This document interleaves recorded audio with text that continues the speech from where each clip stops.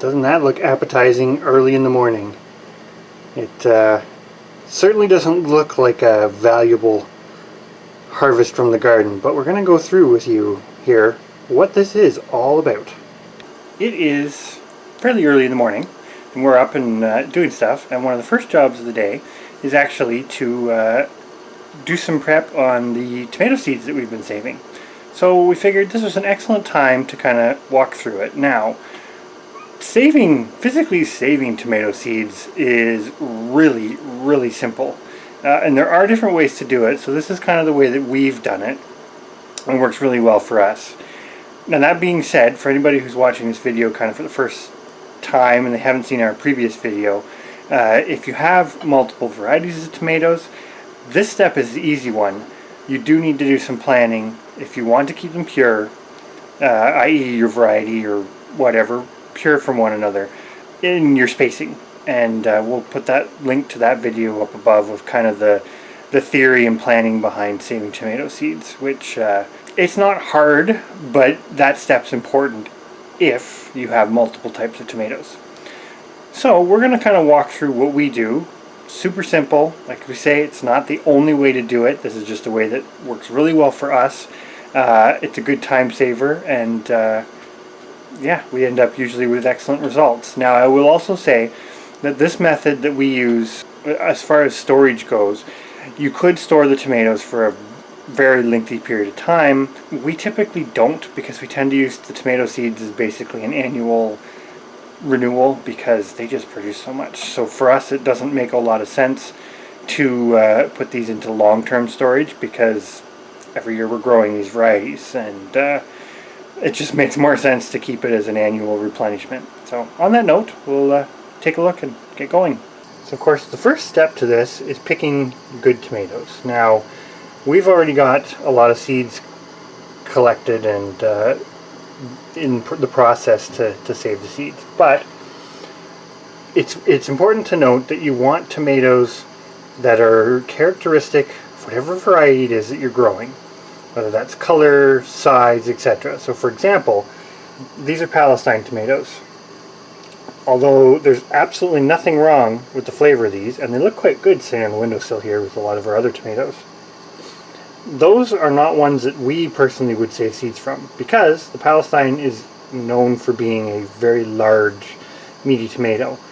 And as you can see, that's still a good sized tomato, but it's not up to the standard of what we'd like to see from that particular breed. But these other tomatoes, kind of scrolling over to these black prints, this one for example is an excellent example. The lighting's a little bit bad, but an excellent example of a black prince tomato. It's essentially blemish free, has a nice perfect round shape, and it's about the right size. And we usually select these ones that are quite round in size for the black prince. But you do get some variation, such as this one. And this just happens. This is not crossing. This is just variation that you often get with heritage type tomatoes. So this one, for example, we may not actually save seeds from this when you have better examples. So that's just something to keep in mind. And this is what makes tomato seed saving extremely easy, because you have multiple options from which to save fruit from, or seed from the fruits. And oftentimes we will save from several fruit, but sometimes we will only save from one. It just sort of depends on how they grow that particular year. So the important piece there is, as I said, knowing what your tomato variety is, sort of what the ideal is, or whatever its production quality is, or whatever makes that tomato unique. You want to be looking for that when you're deciding which fruit to save seeds from.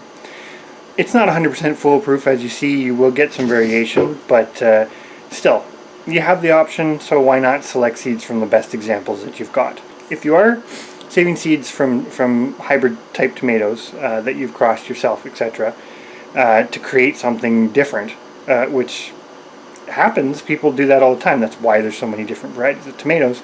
You just want to select seed from the plants that have the growth that you want, the growth type that you want, and the fruit that has the qualities that you want. It's the same process, just it's a little longer road when you're creating something than it is to maintain something that's already been selected. So now we'll get to how to actually physically harvest the seeds. This is as difficult as it is to save seeds from a tomato. So this is an OSU blue tomato, and we're actually processing these for a recipe anyways. So cut it apart and literally scoop out the seeds. It's that simple. And put the piece in your bowl to do whatever you're planning to cook with. And this is the brilliant part of saving tomato seeds. You don't even have to waste the tomato to do it, because tomatoes are harvested for seed when they're ripe for eating. So as long as you've done your planning up front, it's super simple. So now that we have our seeds harvested and they've sat, sort of thing, the next step is obviously come back after they've fermented some. Now, the nice part about this is you can ferment them in pretty much any kind of container. We do like containers such as this one that you can seal, because then you don't get fruit flies. But otherwise, you're going to get some fruit flies. Putting a lid on it like we did with these Palestine tomatoes helps. So, all we've done is as you saw, we've plunked them in the container, put the lid on it, and basically forgot it on the shelf. For us, it's usually a week. You can vary. What you don't want to have happen is the tomato seeds dry out. But I will open this up, and you can see this one didn't dry out. So, and it also got some fruit flies. The next step is really easy. You're going to take your tomatoes and you're going to just kind of float them. And you're going to, this is kind of the gross step, but you're just going to float off all the extra. And you'll do it a few times. You can see some tomato seeds floating there. Any seed that really floats isn't going to be fantastic, but to be honest, tomato seeds generally are pretty much all viable because the plant just wants to grow like a weed.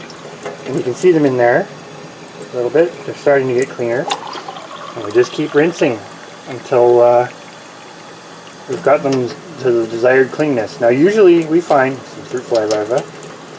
You will get that when you're saving tomato seeds, so this is as real as it gets.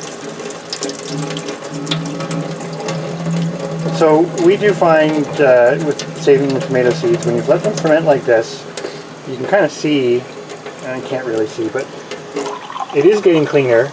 And what tends to happen is the pulpy bits do just sort of naturally separate, because with the fermenting, what you're actually doing is breaking, there's a little gel coat that actually keeps the seed sort of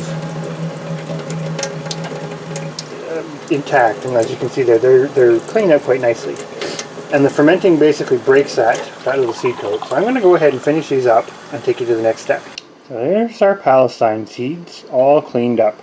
And all that guck and off-colored liquid and everything else that was in that container with them is gone, and they're cleaned up quite nicely. So the next step is, for what we do anyways, is drying them a bit. So we basically take a paper towel and write the variety name on it, and then we place the seeds on the paper towel, which I will do here in a second because I can only do it with one. It takes me 2 hands to do this, so I'll do it in a second. And again, we let them dry for, again, it's not an exact science, but usually about a week before we get back to them, before we package them up. Well, we are back, and basically all the seeds we had fermenting were processed, and here's half of them. So this is as complicated as it is. We just lay them out. We like the paper towel method because sometimes they stick to it, and it makes it really easy to store them. But as you can see, you'll end up with a lot more seeds than you probably need, and that's okay. This is a super easy process. So like, these seeds weren't collected from that many individuals, and this is what we've ended up with. So this is our Palestine, and this is the white Thomasville tomatoes, and the black prince, which we may actually save a few more from, just because those ones on the windowsill were really nice. But that is pretty much the extent of it. So then we take these and put them on a shelf somewhere that cats and other various household things can't get to them. And usually let them sit for about a week, but if you forget about it, it's not the end of the world. They're just going to sit there, and as long as you've got it in a fairly dry spot, they'll be good. And this, of course, is the very last step.